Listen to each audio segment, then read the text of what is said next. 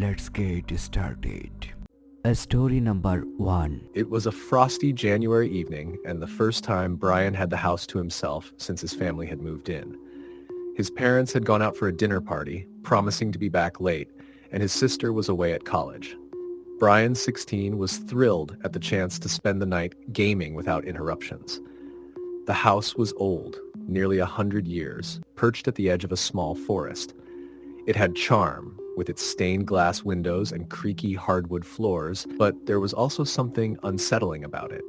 The neighbors had casually mentioned its history when the family moved in, sharing hushed stories of odd occurrences, doors closing on their own, strange tapping sounds, and a previous owner who had disappeared without a trace.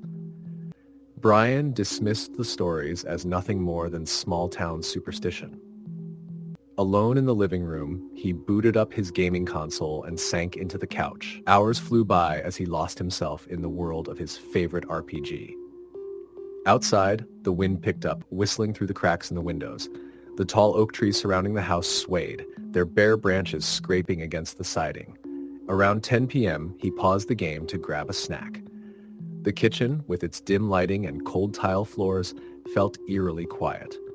As he rummaged through the pantry, he thought he heard something faint, a soft, rhythmic tapping.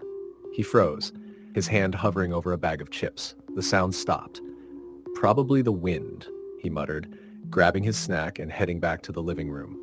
But as he sat down, the tapping started again. This time it was louder, more deliberate. It seemed to be coming from upstairs. Brian paused the game and listened, his heart beating faster. He tried to convince himself it was just the old pipes or the house settling, but the sound didn't stop. It grew louder and more insistent. Grabbing his phone, he turned on the flashlight and cautiously climbed the staircase. Each step creaked under his weight, the sound echoing through the silent house. The tapping continued, leading him to the end of the hallway where the door to the attic stood slightly ajar. A cold draft seeped through the crack. Brian hesitated. He had never been in the attic before. It was mostly used for storage, and his parents rarely went up there. Swallowing his fear, he nudged the door open with his foot. The tapping stopped immediately. The attic was pitch dark, save for the beam of light from his phone. The air was heavy, carrying the faint smell of mildew. Dust particles danced in the light as Brian scanned the room. Nothing seemed out of place, just old boxes, an antique rocking chair, and a pile of forgotten holiday decorations. He turned to leave, but then his flashlight flickered and went out. "Damn it," he muttered, smacking the phone against his palm. The light returned, but when it did, he saw something that made his blood run cold. The rocking chair was moving. Slowly, rhythmically, as if someone invisible was sitting in it. Brian's breath caught in his throat. He stood frozen, unable to look away. Then a faint whisper filled the room, so soft he couldn't make out the words. It was coming from the far corner, where the shadows seemed unnaturally thick. Brian stumbled backward, his foot catching on a loose floorboard. The sound echoed loudly, and the whispering stopped. The chair stilled. For a moment, there was silence. Then, heavy footsteps thundered across the attic, charging toward him. He didn't wait to see what was coming. He bolted down the stairs, heart pounding, nearly tripping as he reached the bottom. The house felt colder now, darker. The lights flickered ominously as he grabbed his jacket and keys, determined to leave. But as he reached for the front door, it slammed shut with a force that rattled the walls. "Who's there?" he shouted, his voice cracking. The only response was a low creak, as if someone was descending the stairs. Slowly, deliberately, Brian turned and saw the figure. It was tall and shadowy, its form barely human, with glowing eyes that seemed to pierce through the darkness. It didn't move. It only stared at him, its presence suffocating. Brian's hand fumbled with the lock. Finally, the door flew open and he sprinted into the night, not stopping until he was in his car. He locked the doors and started the engine, his hands trembling. As he backed out of the driveway, he glanced up at the house. In the attic window, the figure stood, watching him, its eyes glowing faintly in the darkness.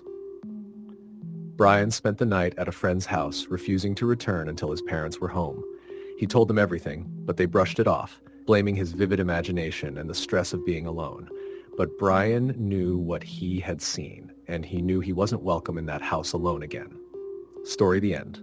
Story number 2. The night was unnervingly still as Sarah found herself home alone for the first time in years. Her parents were out of town visiting relatives, and her younger sister was spending the night at a friend's house. At 21, Sarah had no qualms about being alone. The house, a Victorian-era relic with ornate woodwork and stained glass windows, was charming and familiar, though its age gave it a propensity for strange noises.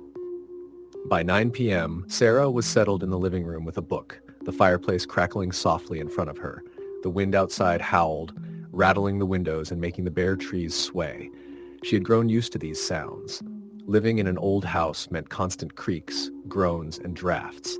But tonight, the silence between the gusts seemed heavier, as though the house itself was holding its breath. As she turned the page, a sound broke the quiet, a faint knock. Sarah froze, her heart skipping. It came again, louder this time, and unmistakably from the back door. She hesitated, trying to shake off the sudden chill that crept up her spine. Grabbing her phone, she walked cautiously to the kitchen, where the back door stood. Through the frosted glass, she saw nothing but the vague outline of the yard beyond. When she reached the door, she took a deep breath and flipped on the porch light. The yard was empty, untouched, except for the swaying shadows of trees. Shrugging it off as her imagination, Sarah turned to leave, but the sound came again. 3 deliberate knocks, this time from the kitchen window. She whipped around, her chest tightening. The window was directly across from the back door, but the light from outside barely reached it, leaving the glass dark and impenetrable. She couldn't see anything. Clutching her phone tighter, Sarah whispered, "Hello? Is someone there?" No answer. The wind picked up again, howling louder, drowning out the pounding of her heart.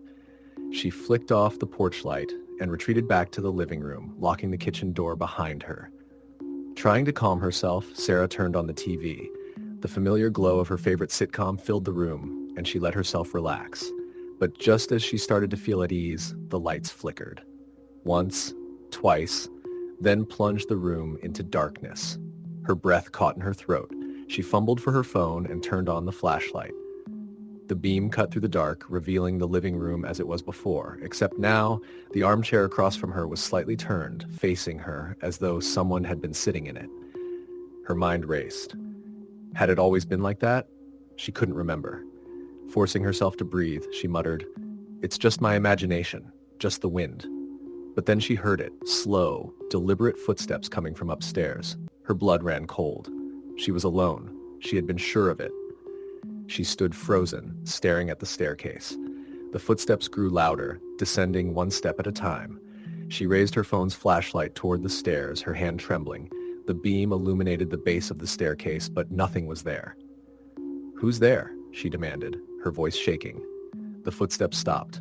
The silence that followed was deafening. Then, as though in answer, a shadow moved at the top of the stairs. It was faint, barely visible, but unmistakable. It loomed impossibly tall and seemed to stretch unnaturally as it began to descend. Sarah's survival instincts kicked in.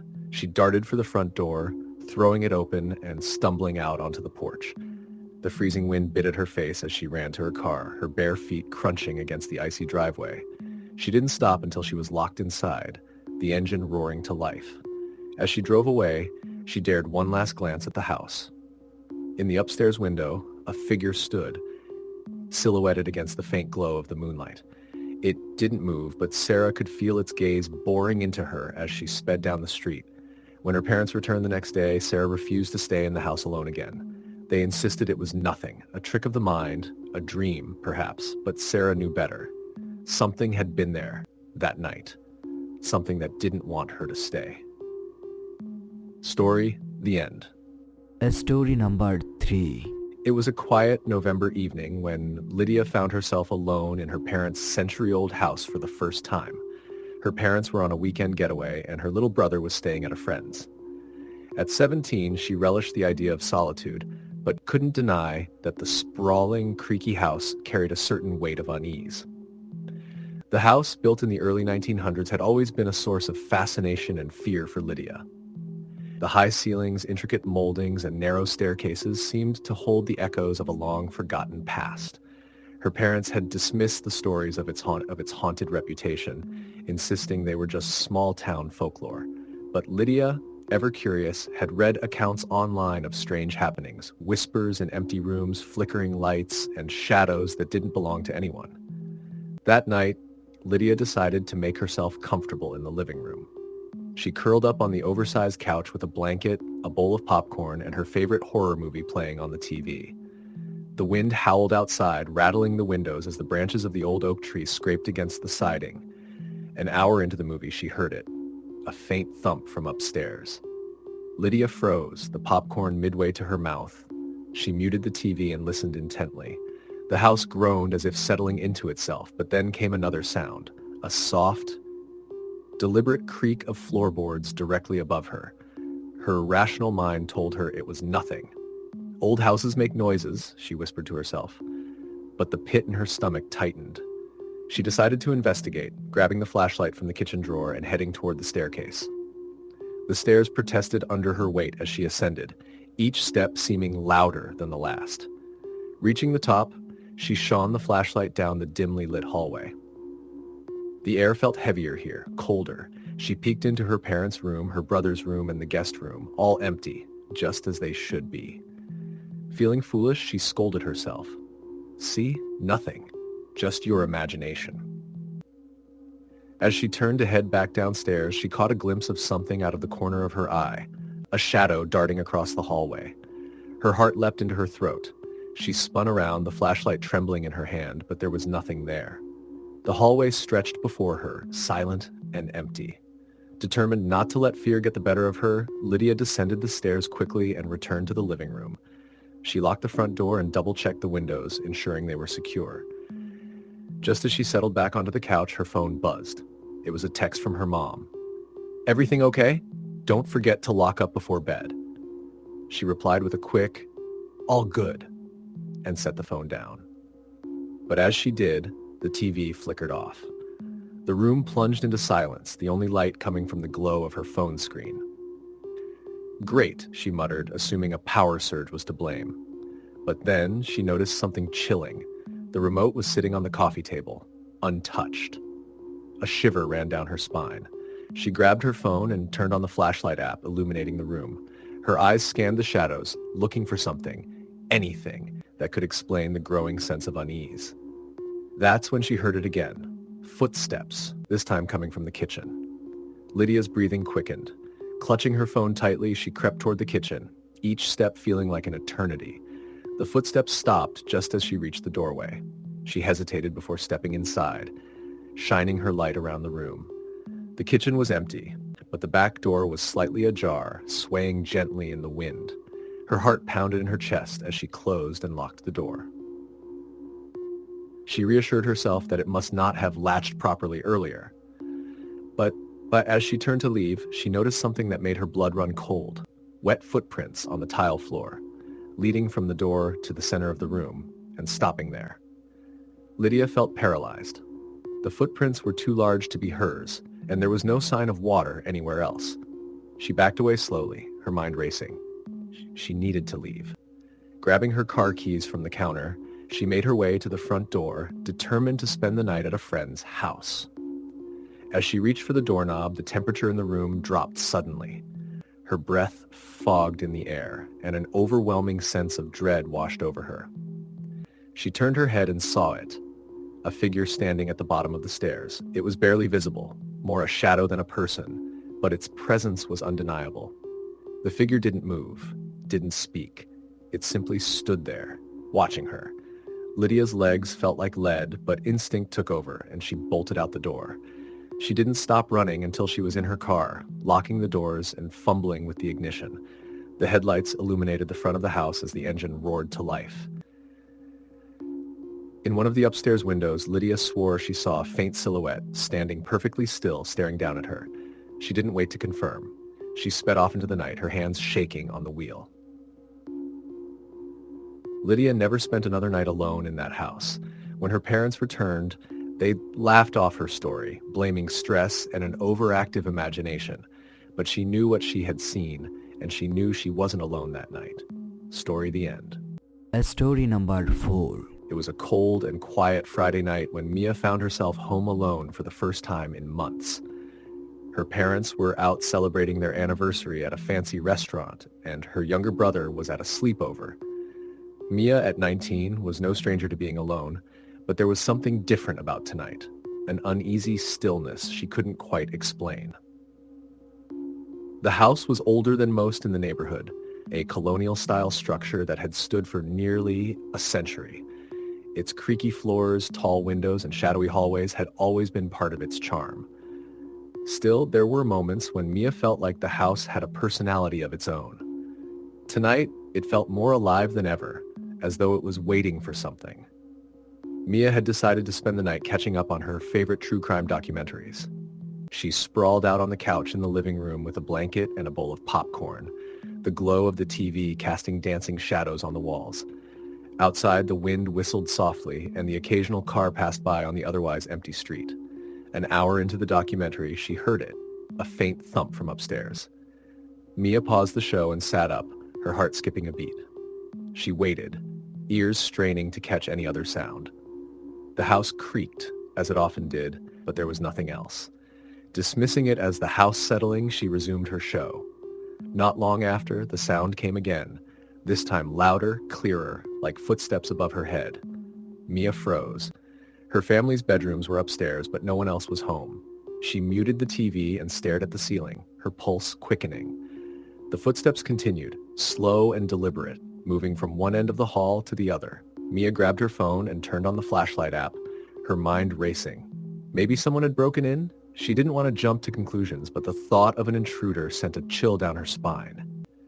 Quietly, she crept to the kitchen and grabbed the biggest knife she could find. As she stood there, trying to summon the courage to investigate, the footsteps stopped abruptly. The sudden silence was deafening.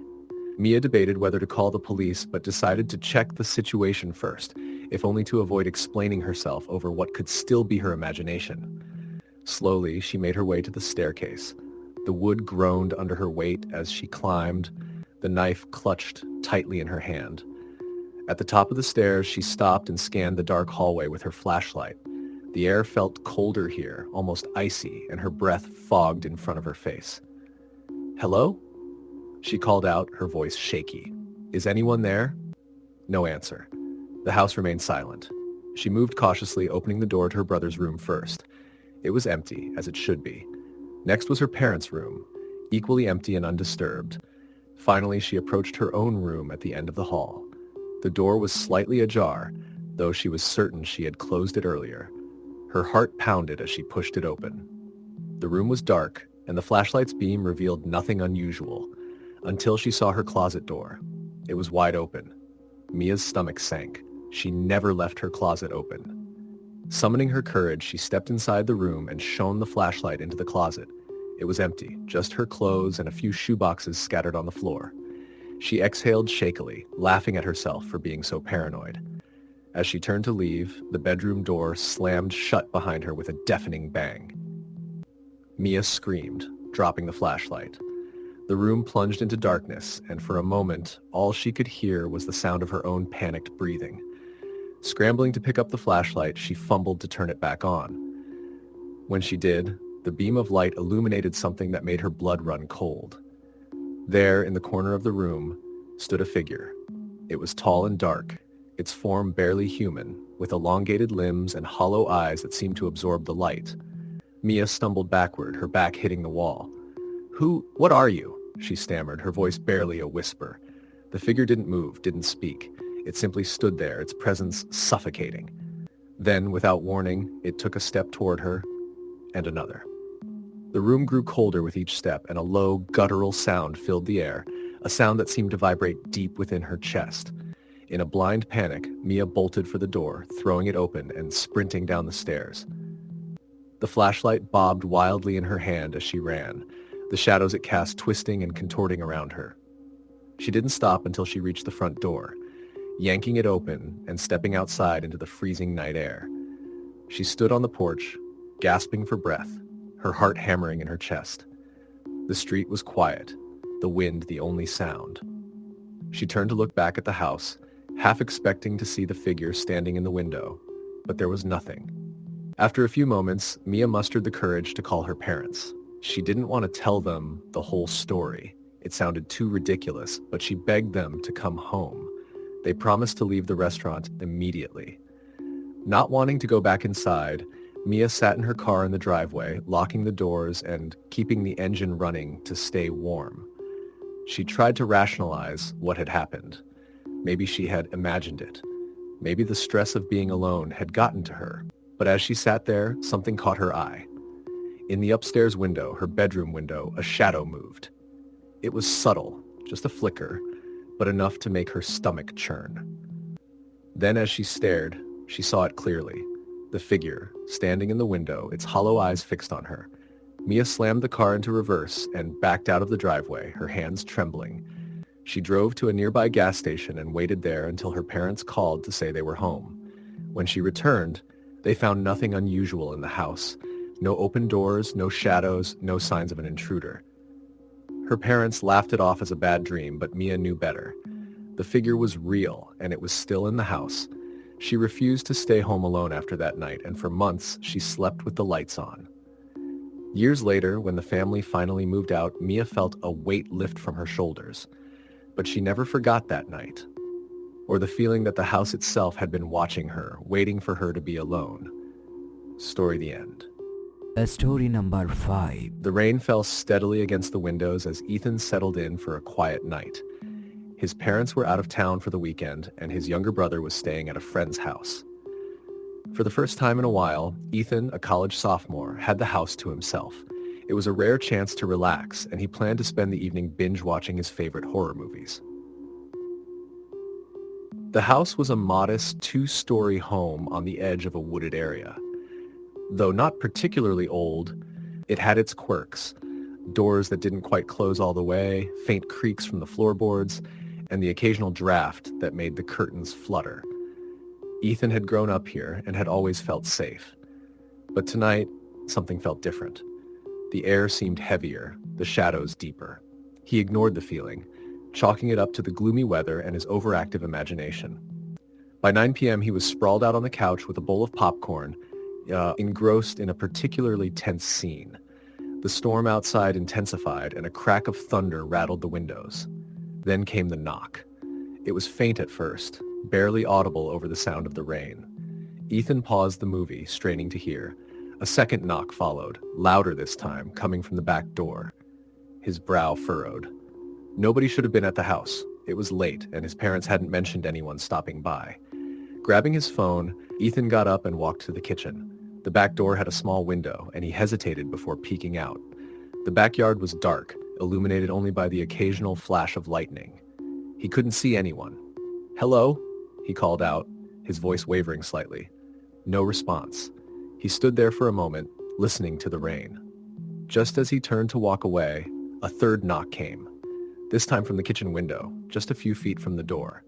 Ethan jumped, his pulse racing. His flashlight beam darted to the window, but it revealed only the wet glass and the reflection of the room behind him. "Probably just the wind," he muttered to himself, trying to sound convincing.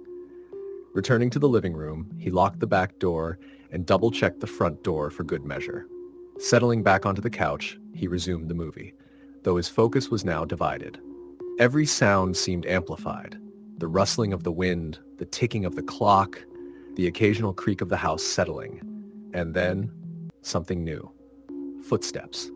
They were faint, but unmistakable, coming from upstairs. Ethan froze, the remote slipping from his hand.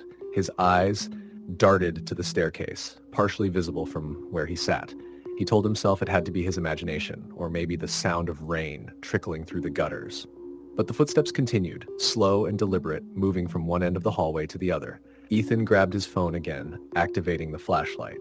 He wasn't one to panic easily, but his heart was racing now. The logical part of his brain told him to call the police, but another part, the stubborn part, insisted on checking it out himself. He grabbed a heavy metal flashlight from the side table, both as a light source and a potential weapon. Taking a deep breath, he began ascending the stairs. Each step creaked under his weight, the sound blending with the rhythmic drumming of the rain outside. At the top of the stairs, the hallway stretched out before him, dark and silent.